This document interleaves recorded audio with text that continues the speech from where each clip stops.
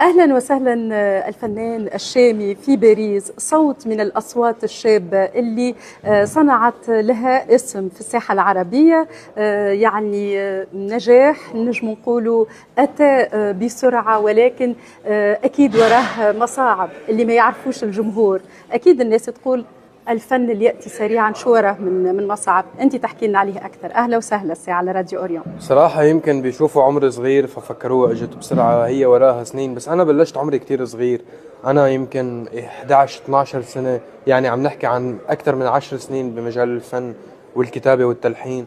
فهي الرحلة الطويلة كلياتها الحمد لله أثمرت بأهم مسارح العالم ومنها اليوم الحمد لله. أكيد أول مرة في باريس جمهور الجالية العربية، ما نقولش كان من سوريا ولكن من العالم العربي، يأتيك اليوم من كل الدول الأوروبية اليوم ليحضر هذا الصوت، ومن عديد الأجيال خاصة الجيل المراهقين. شنو هو السر الكبير ربما وراء المحبة هذه للفنان اللي ربما حب يوصل لهم أكثر لقلوبهم، لمشاغلهم، لمشاكلهم؟ هذا زمن الحقيقة، زمن الصدق، زمن السوشيال ميديا بتكشف الحقائق وبتكون قريبة من الجمهور. بهذا الزمن يلي بيقدر يوصل لقلوب الجمهور بحقيقته المطلقة وبيزرع معهم على المدى البعيد هو اللي بينجح الحمد لله رب العالمين. وأنا هذا اللي عملته، نزلت لهم الأغنية الحلوة واللي بتعبر عنهم وكنت قريب منهم، وهذا الشيء أثمر الحمد لله على المدى القريب وحيأثمر على المدى البعيد إن شاء الله.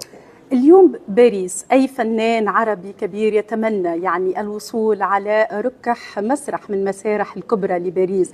الفنان الشامي ترى هذه ربما كان حلم يوما من الأيام أنه توصل لركح المسرح في باريس وتقابل الجالية العربية هنا؟ أكبر من حلم. صراحة في أشياء ما فكرنا أو كانت أكبر من إنه نحلم فيها وتحققت، ومنه هذا الشيء. اليوم لحظة مش عابرة بحياتي، اليوم لحظة تاريخية. إني وقف على هذا المسرح يلي وقفوا عليه عمالقة وعظماء من قبلي، مش فقط عرب، من كل العالم وقفوا على هذا المسرح العظيم وبالعاصمة الفرنسية. فهذا الشيء أكيد بيعني لي، وبعرف إنه هاي اللحظة رح تعيش معي مدى حياتي يعني. ماذا ينتظر الليلة الجمهور اللي يحضر الشيء؟ لحظات فرح وسعادة وغناء وطرب، وننبسط مع بعضنا ونضحك مع بعضنا ونغني مع بعضنا. سوريا موجودة في أغاني الشامي بالموسيقى بالكلمات، موجودة حاضرة؟ سوريا باسمي بالشامي أكيد وموجودة بكلمتي. بخلاف الاسم. سوريا موجودة بأصغر تفاصيل حياتي. سوريا بلدي الأم والمرجع الأول والأخير لإلي، وبالنهاية أنا أول من أخاطب جمهور بلدي.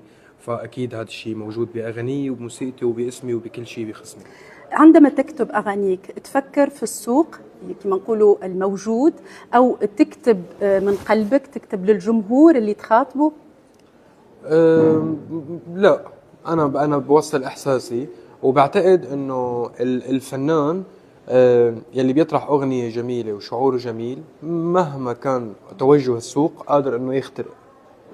السوق لا يحدد الأغنية الضاربة، فقط الأغنية الجميلة اللي بتوصل لقلوب الشعب والجمهور الصادقة هي اللي بتوصل بغض النظر عن السوق والحقبة الزمنية.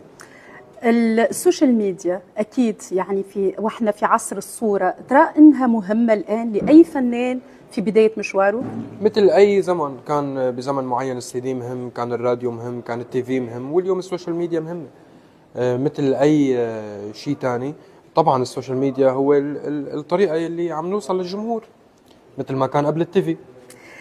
سؤال ختامي، ربما إذا كان يرجع بك الزمن التالي شوي، يعني بدايتك كنت ربما تعاود نفس الحلم أو تحلم أنه يسمع صوتك فقط، أنه توصل للنجاح اليوم كنت تحلم به؟ لا، وصلت لأكبر من أحلامي. يعني فاتت الأحلام صراحة. خططت له هذا ولا؟ والله ما خططت له، هذا فضل من رب العالمين، وأنا طلبت من ربنا النجاح وطلبت من ربنا أني أوصل لقلوب الناس، وأعطاني أكثر بكثير وأكبر بكثير من ما طلبت. أغانيك مسموعة جدا على راديو أوريون، شنو تنجم تقول لمستمعينك؟